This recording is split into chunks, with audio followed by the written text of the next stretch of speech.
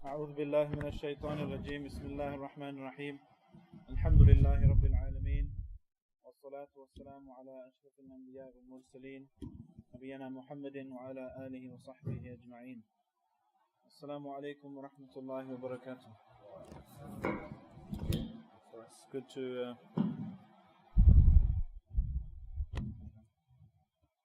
good to see you all again. Alhamdulillah, after the Ramadan break, I hope we're all benefiting from the after effects of the blessed month of Ramadan, because that's how we really know we benefited from that training experience. You know, there's something that lingers on, like when you wear spray a perfume, the effects of it are felt later on. So we hope that Allah subhanahu wa ta'ala overlooks all of our many shortcomings and accepts our Ramadan and helps us to benefit from it still. Who can remind us why we're here? Pardon? A form of ibadah, yes, inshallah. What we're about to engage in is a form of ibadah. We're going over some stories of the Qur'an. And the story today is, does anybody know? Pardon? Yes, the story of Musa and Khidr alayhim as-salam. Right? This is a story which is mentioned in Surah Al-Kahf, which we all inshallah recited today, being Friday. And it's something we recite every Friday. So there's a regular connection with this surah and this story in particular. Allah subhanahu wa ta'ala mentions several stories in Surah Al-Kahf. Who can remember the one that we've already covered? Actually, we've covered two of them already. Yep. Yes, the first story is the story of the sleepers of the cave. Right? The Ashab al-Kahf. And the second story we covered was? Yes, the man with two gardens. Right? And remember when we were talking about the stories in Surah Al-Kahf, they're each focused on a particular trial or tribulation or a test, right? A particular fitna. The first one being the fitna of one's deen, being tested in one's deen, being opposed for one's Islam, right? The young men who fled to the cave. The second fitna is what? The fitna of the story of the man with two gardens. Fitna of wealth, right? The trial that having a lot of excess wealth has on a person's iman and his relationship with Allah. The fourth story in Surah Al-Kahf is the story of Dhul Qarnayn, okay, focused on power, right? Fitna of power. And the third story which we're talking about today, they say it's based on, or it's loosely associated with the trial of knowledge. Not just knowledge, but wisdom and learning. Okay. It starts off in the Prophet ﷺ explained, or the companions of the Prophet ﷺ explained in Bukhari and Muslim, for example, in long hadith, the history or the background to this story.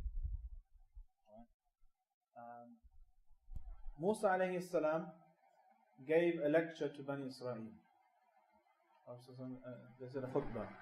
And after the khutbah, somebody asked Musa alayhi salam, who is more knowledgeable or most knowledgeable? Right? And Musa alayhi salam said, I am. Right? And this is a very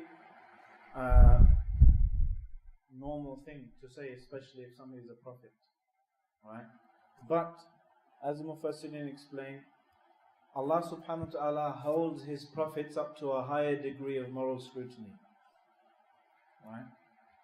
For a normal teacher teaching people, or a prophet, generally a leader leading people, it's normal for them to say that they have more knowledge or more authority or power, whatever, than other people. But Allah subhanahu wa ta'ala took Musa alayhi salam to task for not returning that back to Him Jalla wa Ala, i.e. not saying Allah is above everyone in knowledge. Words to this effect. Directly glorifying Allah and praising Allah subhanahu wa ta'ala for that knowledge. So Allah subhanahu wa ta'ala revealed to Musa alayhi salam that, "O Musa, there is actually a slave of mine, and on earth at the same time as you, who has knowledge that hasn't been given to you." And what was Musa alayhi salam's response?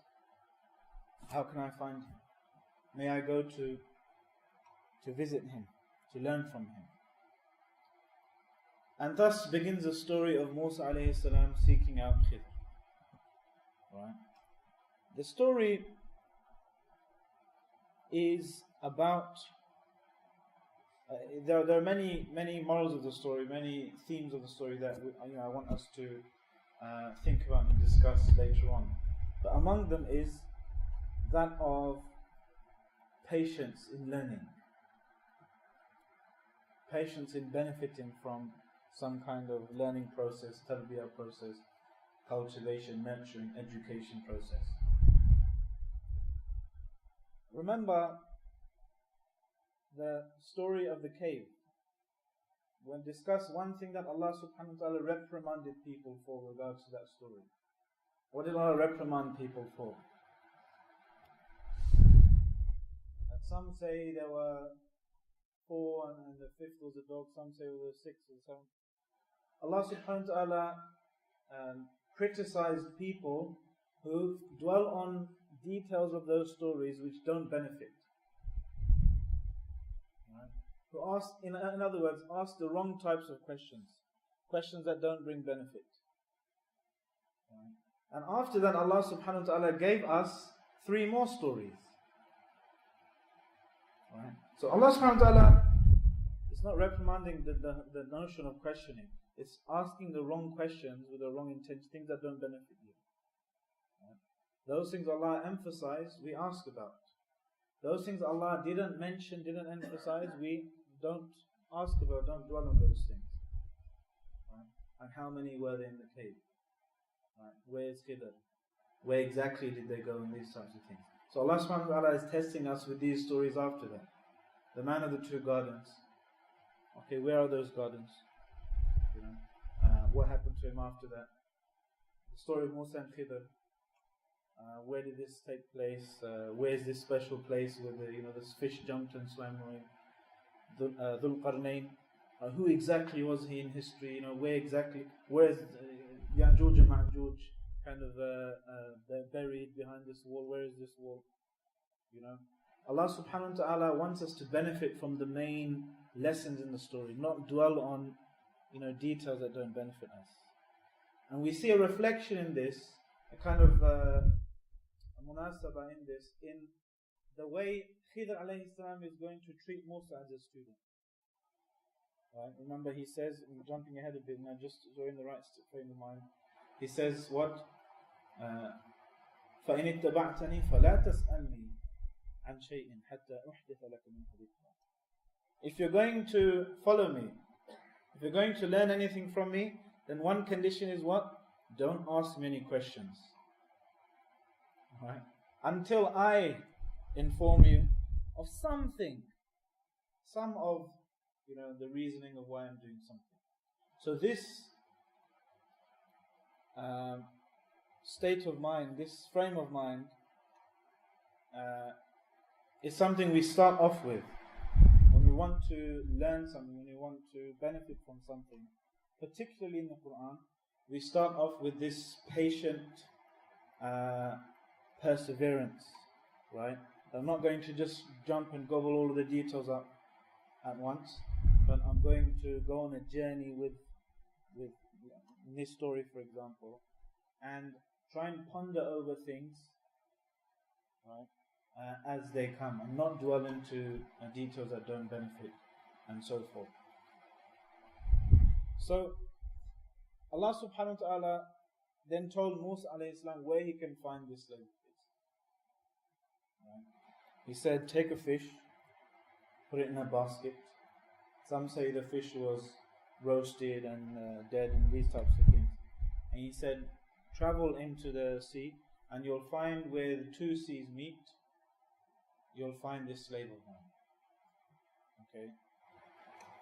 And then Musa alayhi salam sets out with his servant, which Mufassirin say is Yusha ibn Nun, right? A prophet a man who was going to become a prophet later on, right, of Bani Israel. So this is before Allah subhanahu wa ta'ala introduces the story by them. Okay, so they're traveling, and they pass. They pass a particular rock. They take some shelter near that rock, and they fall asleep. And whilst they're asleep, whilst they're resting, some water from that area managed to touch the fish. It becomes alive again, and it jumps out of the boat and swims away, making a path behind it. Okay. So Yusha ibn Nun, the servant of Sayyidina Musa alayhi salam, he notices this, but for whatever reason he forgets to mention this. They become extremely tired, and later on, after a day and a night passes of traveling, then Musa alayhi salam asks his question to his servant, and this is when Allah subhanahu wa ta'ala introduces the story for us. So Allah subhanahu wa ta'ala says, بعد أن أعوذ بالله من الشيطان الرجيم وإذ قال موسى لفتاه لا أبرح حتى أبلغ مجمع البحرين أو أمضي حقوبا. I mentioned when Musa alayhi salam said to his servant, who is Yusha ibn Nun, I will not cease traveling until we reach the junction of the two seas, or just continue for an extremely long period, even if a lifetime passes. فَلَمَّا بَلَغَا مَجْمَعَ بَيْنِهِمَا نَسِيَا حُوتَهُمَا فَاتَّخَذَ سَبِيلَهُ فِي الْبَحْرِ سَرَبًا. And when they reached the junction between them, they forgot their fish, and it took its course into the sea, slipping away, or leaving a trail. This is what we just mentioned. فَلَمَّا جَاوَزَا قَالَ لِفَتَاهُ آتِنَا غَدَاءَنَا لَقَدْ لَقِينَا مِنْ سَفَرِنَا هَذَا نَصَبًا. So when they passed beyond this point, and they traveled for a day and a night after that, Musa alayhi salam said to the boy, bring us our breakfast. We've certainly suffered in this journey much fatigue.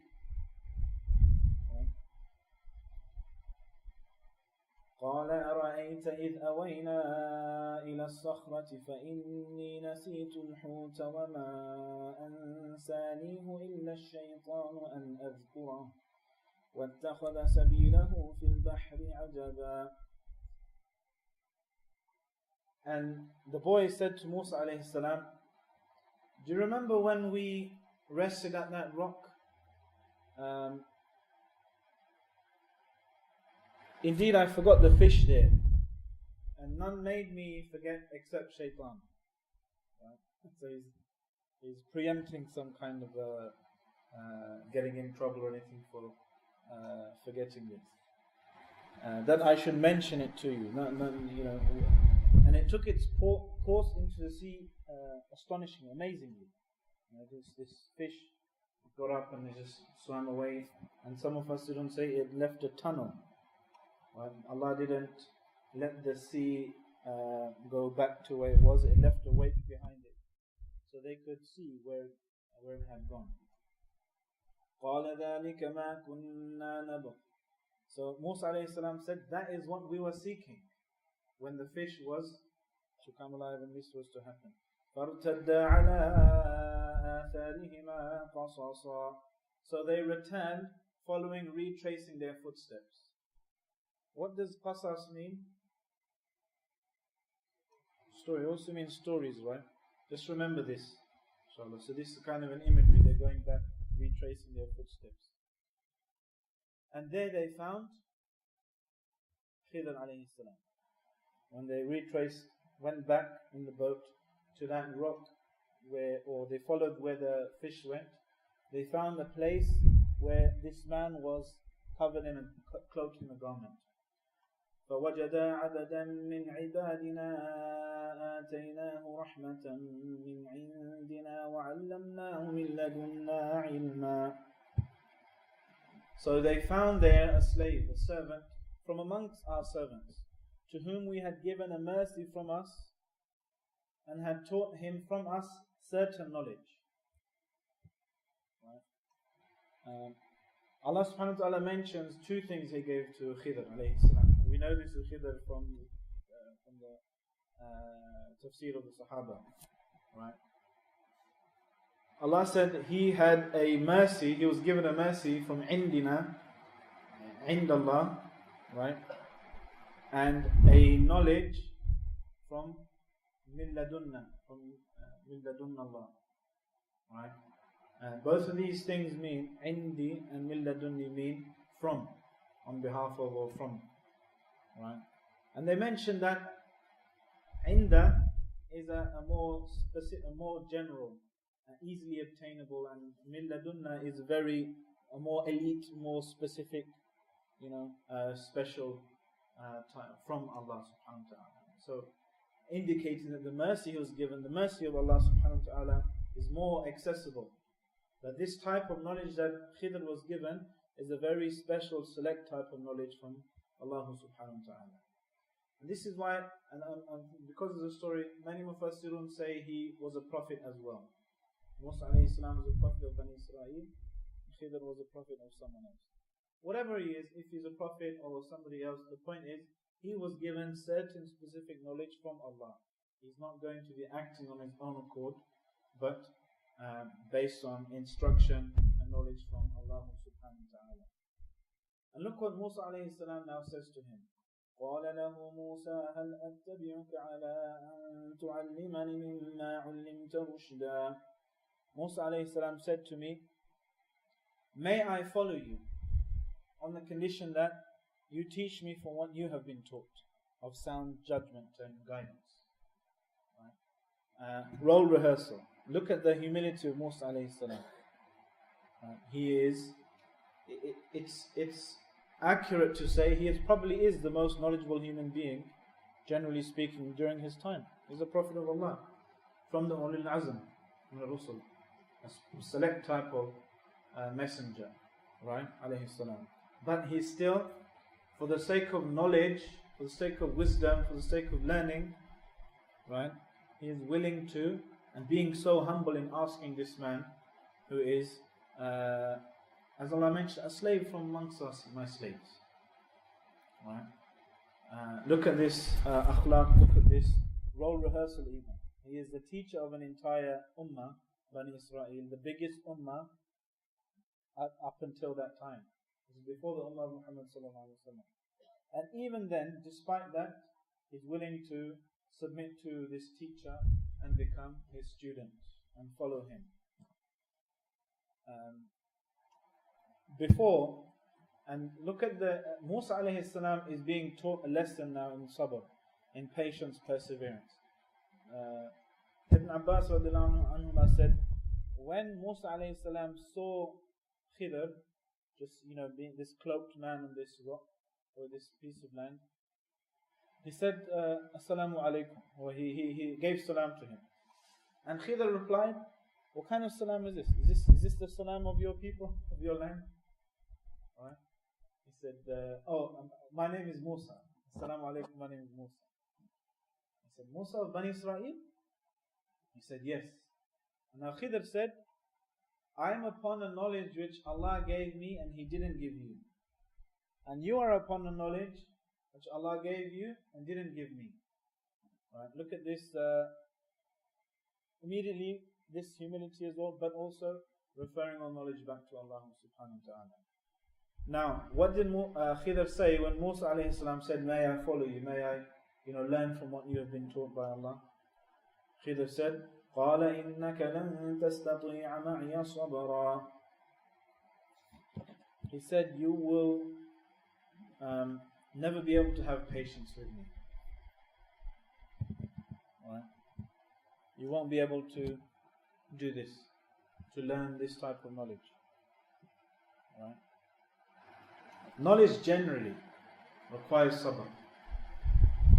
Any type of non-trivial action, non-trivial pursuit requires patience and perseverance. Right? Especially this type of education, tarbiyah, nurturing. It's like the tarbiyah is like what you do to a plant. You cultivate, you nurture it. You don't just, how much water does a plant need? Over a year. You can't just chuck that much water on a plant for the whole year. No, you have to give it drip by drip, bit by bit every day. Right? Slow, steady, recurrent. One of the disasters of, I suppose, modernity and the modern way of looking at knowledge is, instead of it being this kind of slow, painstaking process that requires knowledge, the metaphor in post-enlightenment is of a jug just pouring into another jug, water in a vessel pouring into another vessel, something from one mind pouring into another mind. Right? Not to mention the kind of the devaluing of knowledge and the distractions we have all around us, and our ever diminishing concentration span. Right? But no, actual knowledge, beneficial knowledge and wisdom, right? How to act at the right time and what to do with information you have in your head and benefit from that. That requires a process, a long process with somebody to help you, somebody to guide you, to teach you, and so forth. And Khidr alayhi salam is saying, this knowledge, this type of knowledge, you won't have the sabr for. وَكَيْفَ تَصْبِرُ عَلَى مَا لَمْ تُحِطْ بِهِ خُبْرًا. And how can you be patient with this? With something, with knowledge you don't encompass. قال ستجدني إن شاء الله صابرا ولا أعصي لك أمرا. Musa alayhi salam then insists. He says, Insha'Allah, if Allah wills, you will find me patient, perseverant, and I will not disobey you in any order. Right? He's offering his complete and utter obedience. So Khidr alayhi salam accepts it. Then Allah subhanahu wa ta'ala says they continue. فانطلقا حتى إذا ركبا في السفينة خرقها قال أخرقتها لتغرق أهلها لقد جئت شيئا إمرا. So they set out on their journey until they embarked on a ship. They went along the bank and they saw some poor sailors or fishermen, and they did a favor to Khidr and Musa alayhi salam. They took them on a journey to cross the river or sea for free. But Khidr went downstairs and tore some of it open. He damaged the ship. Musa alayhi salam is seeing, looking at this, according to his Musa alayhi salam sharia, the law, this is something wrong, right? Why are you doing this? Musa alayhi salam then challenges him. He says, have you torn it to drown its people? You've certainly done a grave thing. Then, what did Khidr say? قال ألم أقل إنك لن تستطيع معي صبرا.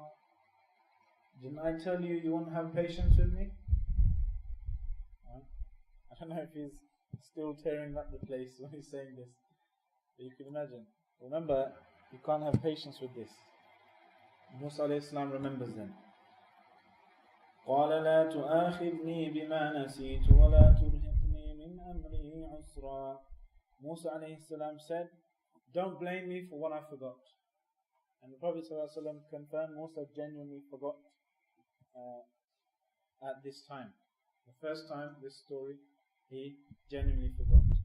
So do not cover me in my matter with any difficulty. Don't make things harder for me.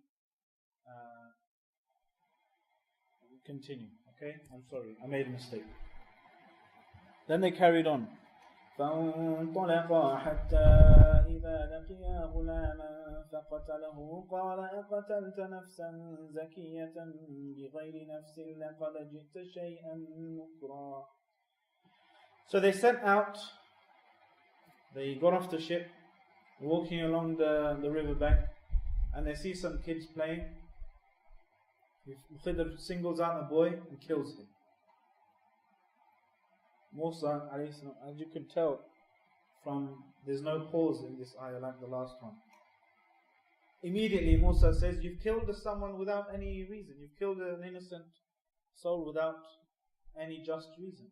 You've done a terrible thing. Right? He didn't forget his promise about not asking questions. This time he's seeing someone kill someone. This is one of the most grave sins according to the law of Musa alayhi salam. He has to speak out according to his own sharia. What does Khidr say? قال ألم أقل لك إنك لن تستطيع معي صبرا. Khidr said, did I not tell you that you won't be able to have patience with me? Then Musa alayhi salam said, قال إن سألتك عن شيء بعدها فلا تصاحبني قد بلغت من لدني عذرا. Musa alayhi salam said, fine, one more chance. Okay, 3 strikes and then I'm out. Give me one more chance. If I should ask you about anything after this, then don't keep me as your companion. You have my excuse. And the Prophet ﷺ said, may Allah have mercy on Musa alayhi for saying this. Right? If he put this condition on himself, one last chance. If he hadn't done that, we wish that he would have had more sabr, and then Allah would have shown us or informed us of so many other wonders after this. Right? Then what happened? They carried on. فانطلقا حتى إذا أتيا أهل قرية استطعما أهلها فأبوا أن يضيفوهما فوجدا فيها جدارا يريد أن ينقض فأقامه قال لو شئت لاتخذت عليه أجرا. So they set out, they carried on until they came to the people of a town. They asked their people for food, but the people refused to offer them any hospitality. This was the practice of the time of the world then, and it is in fact the sharia of Muhammad ﷺ as well, that if some travelers come to a town, it's a fard kifaya on the whole town to host them with a bare minimum, right? To provide them some food, water, some shelter, whatever, right? But these people, this town was so miserly, so stingy, they refused to host these 2 people. Right? But on their way out, and look, Musa alayhi salam is, you can imagine why they're asking for hospitality, they're asking for food. Why? Because they're hungry. Right? At the beginning of the story, Musa alayhi salam was hungry and tired from the journey, looking and the fish. They're saying, bring our breakfast, we're hungry, this journey is very difficult. It's full circle now, he's hungry, he's at the end of a journey. And you can imagine he's getting frustrated with these people. Why aren't they hosting? This is the law. You should be doing this. But on their way out, Khidr found a wall. Allah subhanahu wa ta'ala says the wall wanted to fall down. Right? It was kind of probably leaning and creaking over, it was about to fall down. But Khidr alayhi salam, he put some effort, his own effort into standing it up straight again. And they remarked, they said, why is it only Khidr? Why is Musa alayhi salam not helping him? Right? And they said, it could be because he's scared, doesn't want to do anything that's going to finish his last strike, his last chance. Right? He's not going to do anything until Khidr tells him. Right? But anyway, Khidr alayhi salam, he builds up the wall and with his own hands, and he makes it firm again. And then Musa alayhi salam said something which, just a kind of passing comment. Wasn't challenging him or anything. He just said, you could have asked for some payment or something for that. You could have asked them to host us, to feed us, because of this service you've done to them. And that is the last straw. That is his third strike according to Khidr alayhi salam. قال هذا فراق بيني وبينك سأنبئك بتأويل ما لم تستطع عليه صبرا. Khidr said, this is the parting between you and me. I will now inform you of the reality, the explanation of what you could not have patience to understand or to bear. Right? So now, just like in the beginning, when Allah subhanahu wa ta'ala says, فَابْتَدَّ عَلَىٰ آثَارِهِمَا قَصَصًا, they went back over their footsteps. Now, Khidr alayhi salam is going back over the stories. فَابْتَدَّ عَلَىٰ آثَارِهِمَا قَصَصًا أَمَّا السَّفِينَةُ فَكَانَتْ لِمَسَاكِينَ يَعْمَلُونَ فِي الْبَحْرِ فَأَرَدْتُ أَنْ أَعِيبَهَا وَكَانَ وَرَاءَهُمْ مَلِكٌ يَأْخُذُ كُلَّ سَفِينَةٍ غَصْبًا. As for the ship, the first issue, it belonged to some poor people that were using it to work, to earn some money. And I intended to cause a defect in the ship because there was a king who was going around seizing all of the ships, all of the working ships. So in doing so, in breaking a plank underneath the deck, I actually saved the ship. So the people who owned the ship, the sailors or the fishermen, they still kept their ship at the end. Now, first moral, imagine, what do we know about these sailors or these fishermen who offered them a lift? We don't know anything. But we know one thing. They offered them help. They were generous to them. They were generous to Musa and Khidr. They offered them a lift for free. And Allah subhanahu wa ta'ala rewarded them for this. Allah subhanahu wa ta'ala rewarded them for the generosity they used by saving their ship with the hands of two prophets. Now, imagine you're the person who owned that ship. Imagine the anger you would feel. Okay, imagine you give somebody a lift in your car. Right now, a brother needs a lift home, and he breaks your window. How could you do this? I'm giving you a lift and you do this, Now, that anger, that annoyance. Imagine the feeling going through the hearts of those people when they now see this king coming and confiscating all of the ships in the yard, all of the ships on the coast, all of the neighbors' ships, all of their friends, colleagues' ships are being taken, and the king comes to this ship and he sees, oh, this is broken, and goes to the next one. So at the end, you're the only one who has a ship. It's broken, but you have the ship, no one else has a ship.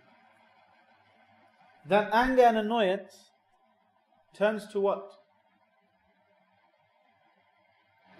Gratitude. What changed? Some knowledge, some circumstances. It reminds me of just the heart of a human being. It flips like that. I remember last Ramadan, I was in a masjid and there was a brother walking along the roads. And there was another brother praying next to me. So I put my hand out to stop the guy going in front of him. And he looked at me, he's like, why the hell is this guy stopping me walking, minding my own business? He looked a bit annoyed in his face. Alright?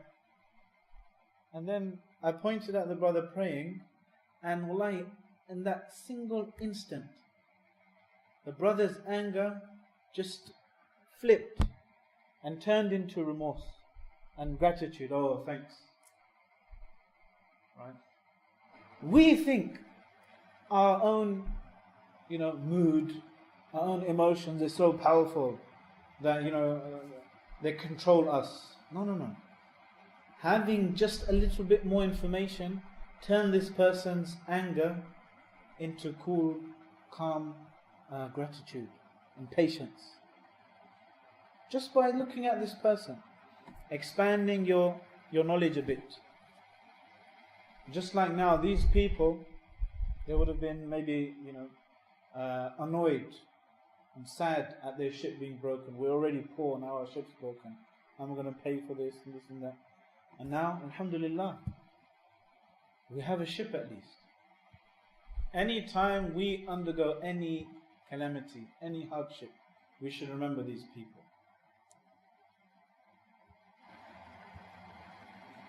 When Allah subhanahu wa ta'ala takes something from us that we love, when Allah subhanahu wa ta'ala tries us or sends a calamity towards us, then if we are patient, it is better for us. The Prophet sallallahu alaihi wasallam said, لا يقضي الله للمؤمن من قضاء إلا كان خيرا له. Allah subhanahu wa ta'ala doesn't decree anything, any decree for the mu'min, for the believer, except that it's better for him. Nothing, in other words, nothing happens to a believer except that it is better for him than had it not happened. Imagine big calamity, car crash, business broken, you lost your job, you failed your exams, divorce, whatever. Nothing happens to a believer except that it is better for him.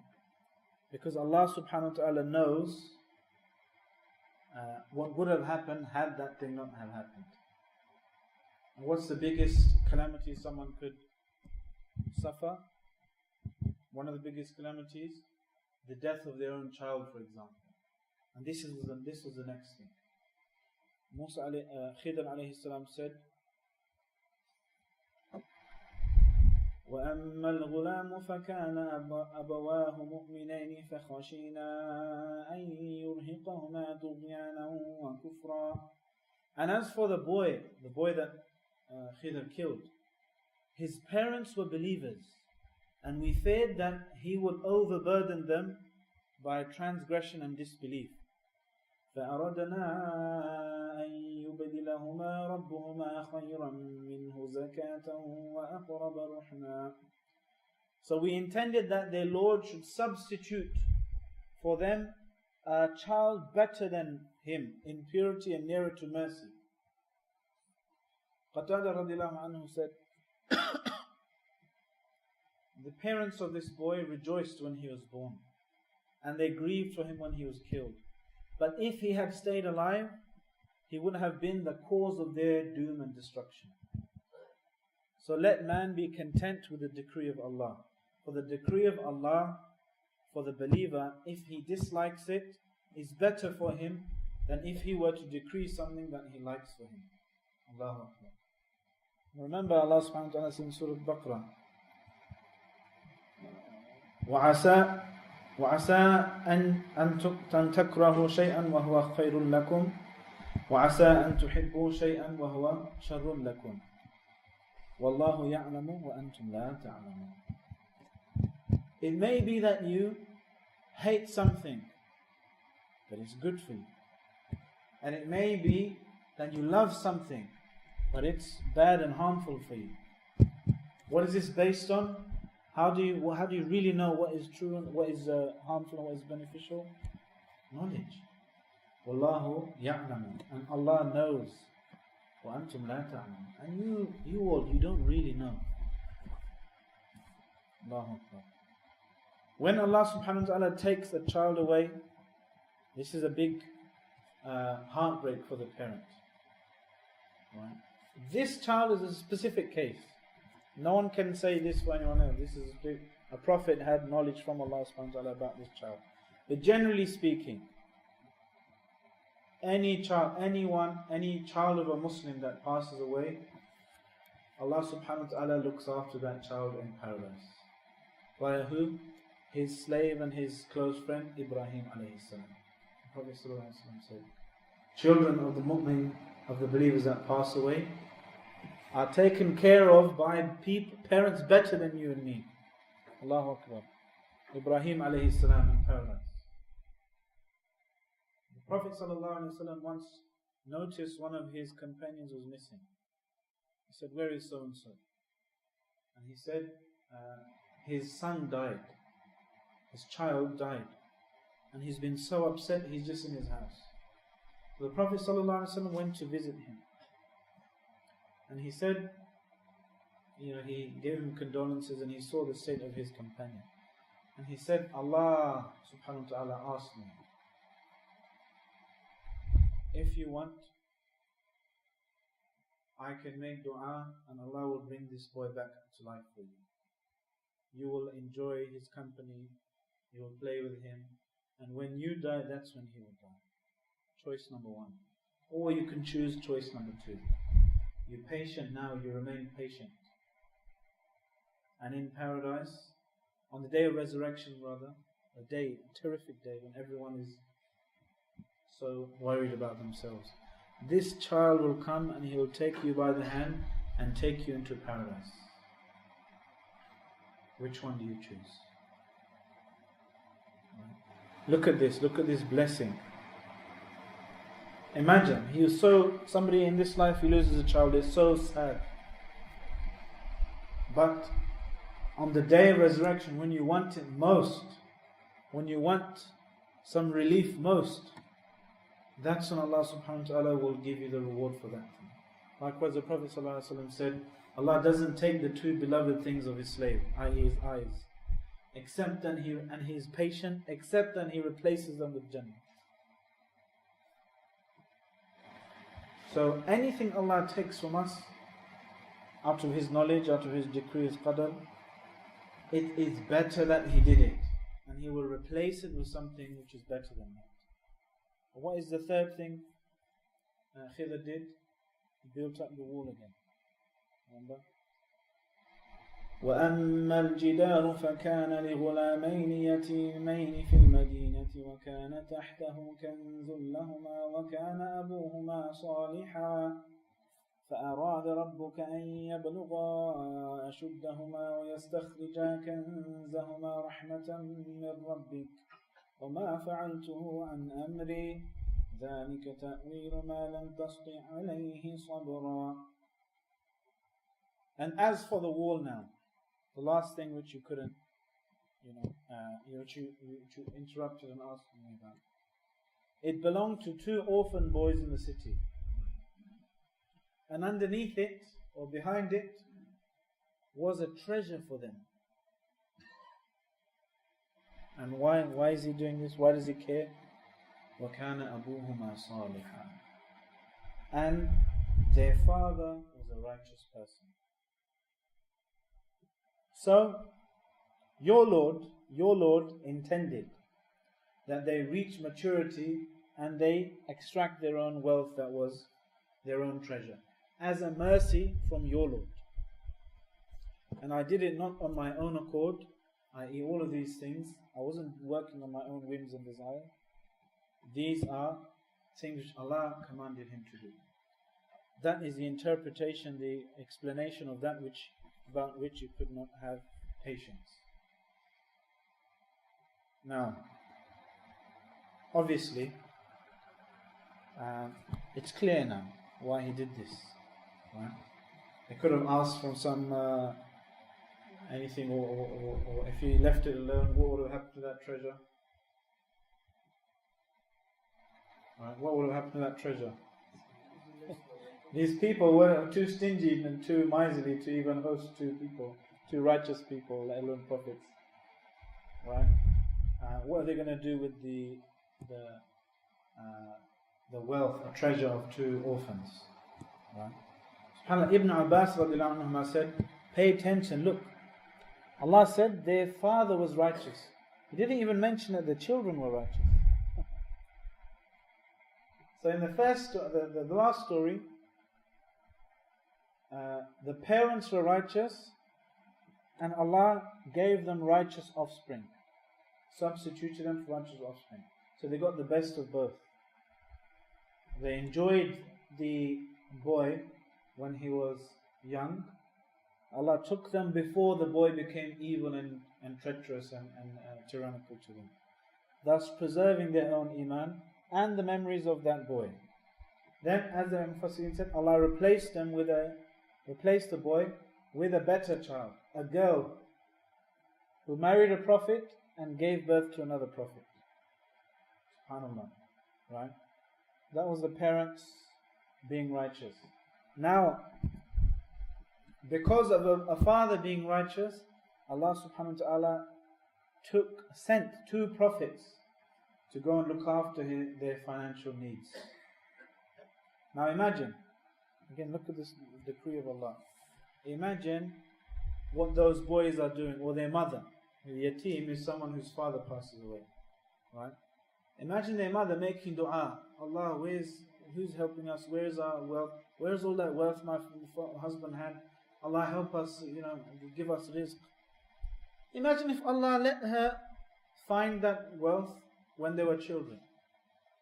The people would have overpowered them and the kids don't need it at that time. But Allah subhanahu wa ta'ala delayed the answering of her dua to a time when it was most beneficial to them.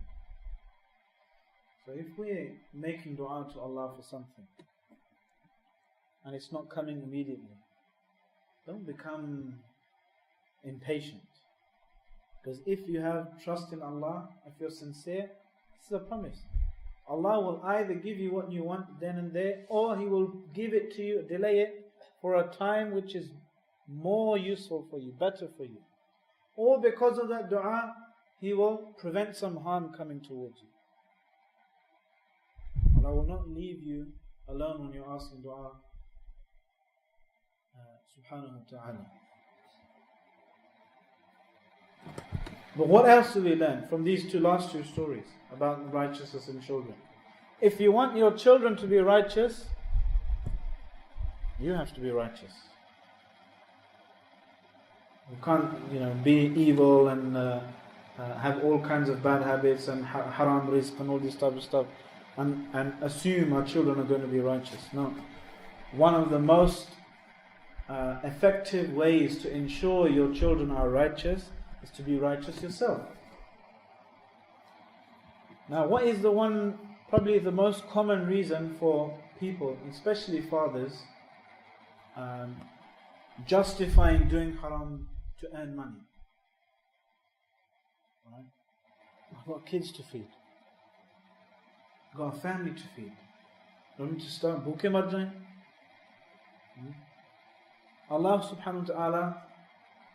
And now look, the most vulnerable you feel your children are is when you're not there. Even now, when you're here with your children, we're with the children, we're not really the ones in charge. So Allah still is looking after them. But we feel extra that our children are vulnerable when we're gone. And we worry what's going to happen, if I'm not around, what will my children do and so forth. The way to plan for that,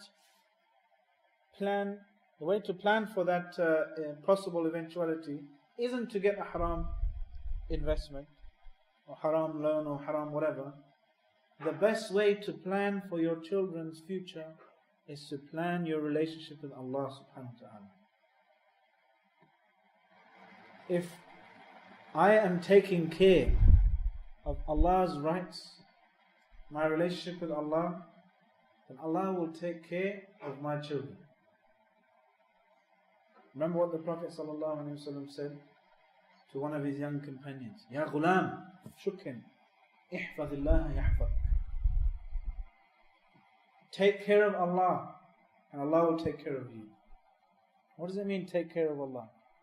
Guard Allah, guard His rights, guard your relationship with Him, and Allah will take care of you. وَكَانَ أَبُوهُمَا صَالِحًا. Their father was a righteous person. So Allah subhanahu wa ta'ala sent two prophets to look after their needs. This story, this is the end of the story here. This story, among its morals, among its main themes and lessons is what? Taslim. Taslim, submission, submitting to the decree of Allah. Knowing that if you have iman, if you have tawakkul in Allah, if you are sincere, then know that anything that befalls you is better for you. But what's the $1 million question? How do you know if something that happens to you is a punishment or is a blessing from Allah in disguise? Right? Because sometimes shaitan will come to you and say, oh, maybe that means Allah hates you. Right? That means all those things that you're doing, praying and doing this and doing that, it's not helping you. Look what happened. Right? Shaitan will come to you and make you utter these stupid, ignorant statements. Right?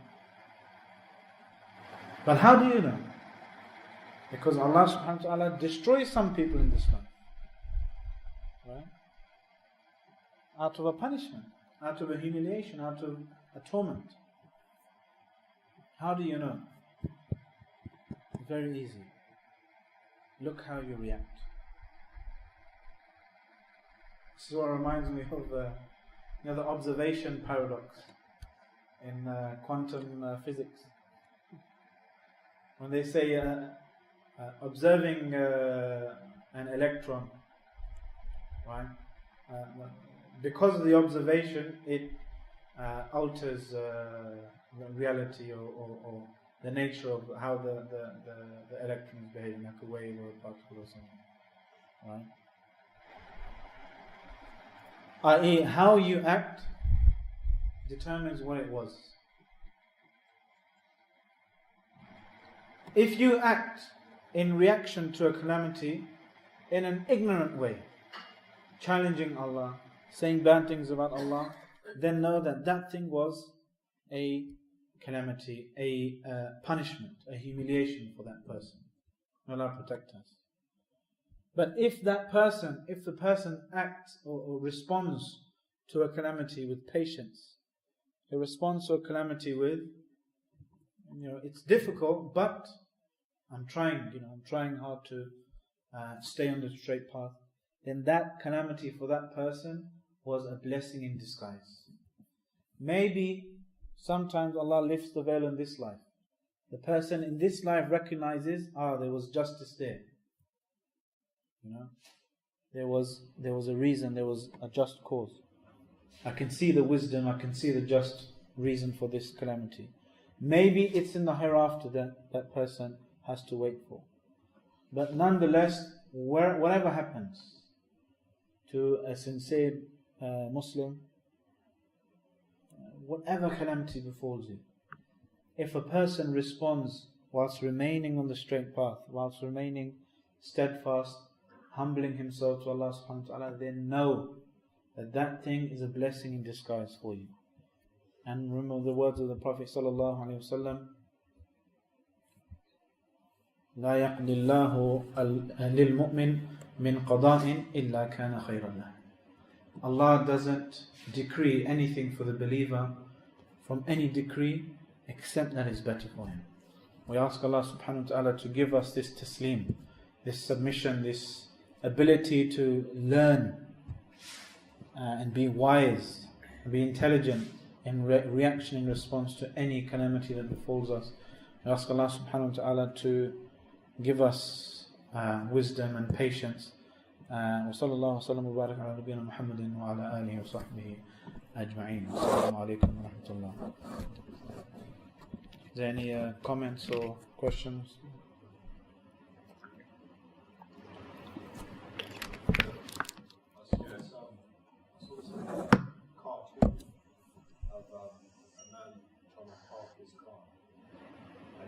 Breaks down, and when he gets out, he starts shouting or swearing and then this rock drops when he was park his car. I think he goes into subdued states. SubhanAllah. Doesn't realise. About the submission, so saying if you can submit to something that Allah subhanahu wa ta'ala has created rather than just Allah subhanahu wa ta'ala. Is that the moral of what you said? No, the submission is... Moses al-Islam submitted to... No, the moral of submission is to submit to the decree of Allah.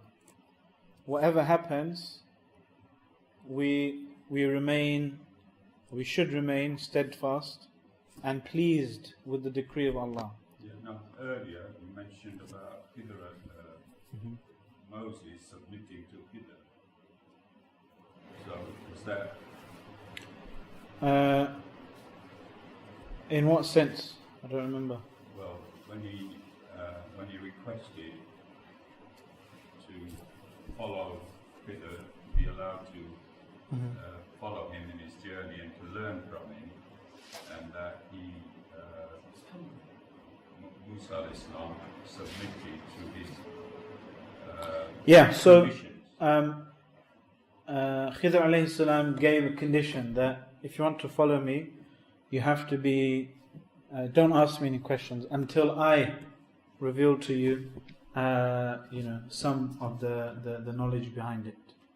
Yeah, so that was a condition put on Musa alayhi salam, and for the sake of learning, this is a sign for everyone else anyway, right? To learn, sometimes you have to place trust in a type of teacher or your mentor, right? So imagine if you're learning chemistry even or something like this, right? And you're starting off, the student might want to learn about some A-level stuff before, but the teacher knows no, first you have to learn the basics, right? Don't ask about these things yet, we'll get there eventually. So you have to place some degree of trust in the teacher, right? To help move you along this path. Right? Obviously, there are no prophets now. Anyone who tries to take it to this extent, right, doing haram things that are haram according to the Sharia of Muhammad sallallahu alaihi wasallam, this person is this is clearly either a majnoon person, an insane person, or an evil person, right? And there are people who use this story to take it to an impermissible degree, right? So that you have to follow this person, and even if you see him doing haram stuff, you see him abusing people or taking money or doing this or doing that, don't say anything against him, because it's like Musa alayhi salam didn't say anything against Khidr. No. They both had a particular license from Allah subhanahu wa ta'ala. Either they were prophets or working directed by Allah subhanahu wa ta'ala. After the Prophet Muhammad sallallahu alaihi wasallam, there are no other prophets, no other sharia. So his sharia is the final law, final moral code. No one can use this story. Unfortunately, people do, but they're spoiling it for everyone else. Nobody should use this story to prove, just submit to your teacher if he's doing clearly haram stuff and so forth. Allahu A'lam. Does that answer your question? Well, I was going to mention that anyway. I was thinking perhaps submission is a word. Rather should have been agreed to a contract rather than using that word submission. Submission is for Allah only. Yeah, good. Okay. So, question is, how to attend patients? What is the reward for the patients? yeah, I had the same question. Practically speaking, how do you become a patient person?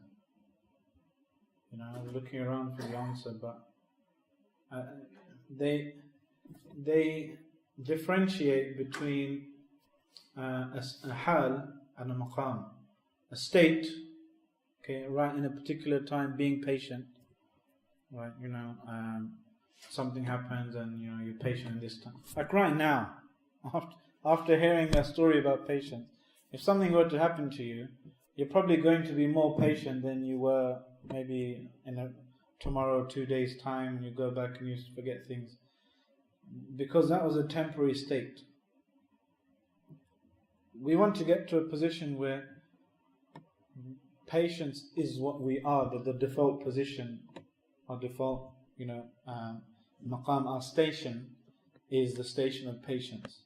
And there's no recourse but to actually train ourselves to make patience and to keep trying to be in a state until we upgrade into a station, right? And that could take years, decades for some people. Right? But that's the whole point of this life. It's a process of coming close to Allah, a long process. I saw a video today. It was really an interesting short video about discouraging you from having goals. Don't have goals. It sounded a bit crazy, so I played it. It was only 5 minutes. He was saying, if you have a goal, then psychologically you're always going to be failing until you reach that goal. Once you reach that goal, it's an anticlimax. Instead, try to aim for a system. So instead of, maybe he said, if your goal is to be patient, right? Don't look at that as a goal. Instead, make a system in your life of patience. So every day, I want to remember the importance of patience, for example. Every day after Dhuhr, I want to read a hadith about patience, or something like this, and make a system, And sabr, patience, perseverance, is the head of all akhlaq. Right? And sometimes it's used as a substitute to just describe all types of good character. And the biggest benefit of having good character is, the Prophet ﷺ said, it's the heaviest thing on the scales on the Day of Judgment. What more can you ask for? What more, impetus is there for us? SubhanAllah.